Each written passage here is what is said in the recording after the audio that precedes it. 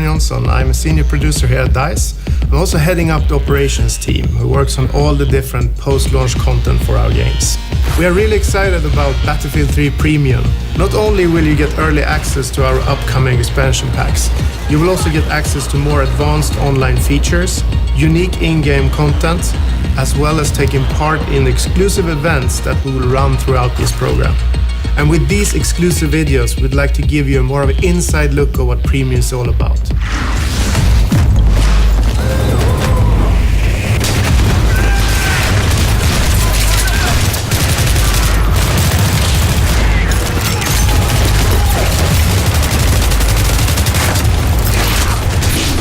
I'm Niklas Vigreus. I'm the lead designer for the DICE operations team, and I'm currently in charge of designing the X-Packs for Battlefield 3.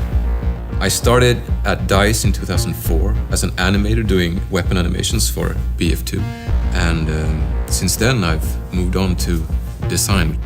The idea behind Close Quarters is to capitalize on what the Battlefield universe is. In 1 second you can be an infantryman running through a house, and in the next second you can be a pilot soaring through the skies in a jet fighter. So it has all these very exciting elements, and what we want to do with Close Quarters is to really capitalize on the infantry-focused, tight combat environment. Now with maps that really cater to it. In order to enhance that, we've also introduced what we call HD destruction, which basically means that you can use only your rifle. I mean, normally you would have to use like tank shells and bazookas in order to bring down these big stone walls. But now it's like plaster, wooden panels, furniture. So you will be like a destruction machine, even only with your carbine machine. It makes everything very vivid and very kind of in your face.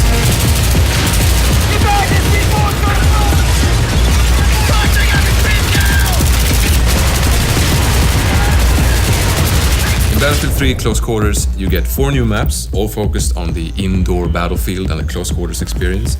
You also get 10 new assignments, which will allow you to unlock 10 new weapons. And finally, you get 2 new game modes, Conquest Domination and Gunmaster.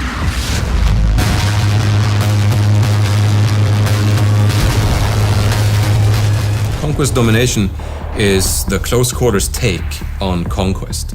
You basically have less amount of flags with much quicker cap time. So flags tend to change owners very quickly, but also you have no safe spawns, you don't have any home bases. So it's really important that you keep control of these key areas. And I think squad play is the key factor in achieving victory in Conquest Domination, because it's really important to really maintain control of these areas, because you have no other safe zone, you just need to do that.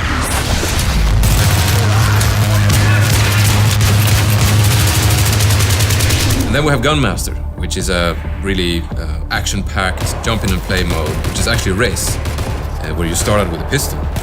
And then as you get kills with that pistol, you advance to the next tier of weapons.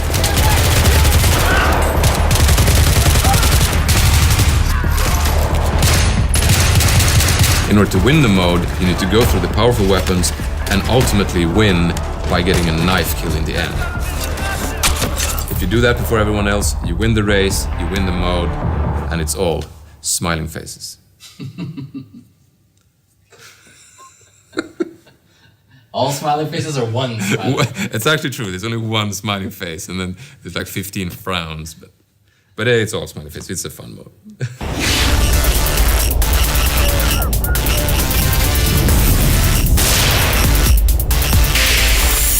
Zebra Tower is our smallest and most action-packed map. It's essentially a skybar on top of a skyscraper. It's based around the classic and horseshoe-shaped design that many Battlefield players know from Wake Island, but now in this condensed form, you can use that middle space to really flank the enemy, which is really exciting, especially since you have the 2-floor setup as well, so you can actually use the staircases to come up behind people who are guarding like the top floor. And we have some good sniping spots there. For example, you can have a good defensive position on top of the swimming pool area. That's a pro tip right there. It also has a lot of corridors and rooms with very thin walls. So what you can do is open up flanking routes by just actually shooting big holes in the walls. So you really need to find your spots if you're trying to play defensively. And if you're on the offense, you need to move very quickly because it's a small map, it's a lot of circulation, a lot of action, so movement is key.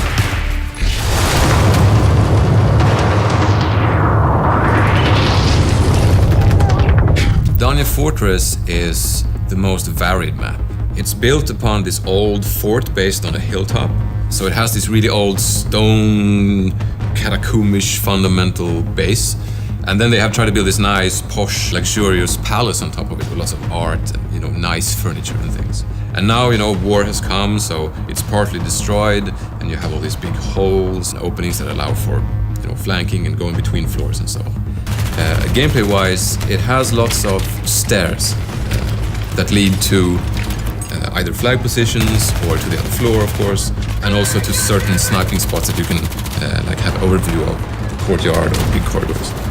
So I think the best tactic to employ on Dania Fortress is to use really proper squad play in order to defend the key locations, like the big entrance room, cellar. They have all kinds of entrances, so protecting them needs more people, so a good squad will really be able to lock one of those down, and that's what's going to achieve victory.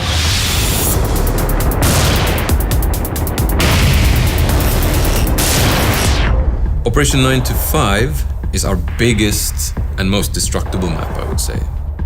It is essentially an office with the cubicles and the desks and the cafeteria and the bathrooms, and they're all not very sturdy. So there's lots and lots of destruction. You will see someone on the other edge of the office, and he's partly covered by, the cubicles and the furniture, but you will just shoot through that and start putting, downrange fire on them. So it's still close quarters, but it features the longest ranges in the expansion pack, and it makes it really interesting. And I think on Operation 9 to 5 you see the most kind of varied weaponry being used. And also, it has a garage that goes kind of underneath the whole complex where, the former employees had all their cars. So you can use the garage as a traveling hub, if you will. You can go up that fire escape or through that staircase and end up on the other side of the map. So you really need to mind those extra exits when you play Operation 9 to 5.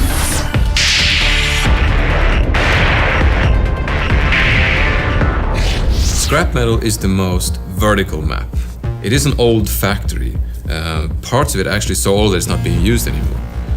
It has a kind of a two-fort design where you have one big area, which is actually like a worn-down part of the factory, and then you have the still kind of functional area on the other side. And the thing is, those two sides are connected only through pretty narrow passages. So keeping those under control is really, really key.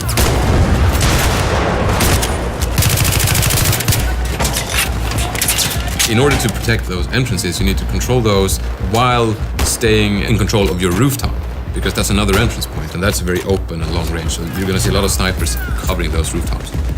And also, since it's an old factory, it's made out of mostly concrete and metal, so you won't have the same abilities to, tear down walls and create flanking routes. So positioning, I think, is the absolute key to winning on Scrap Metal. It's very exciting when you have control of one side and you're trying to figure out how to assault the enemy on the other side. And I think that's a very exciting proposition that comes with Scrap Metal.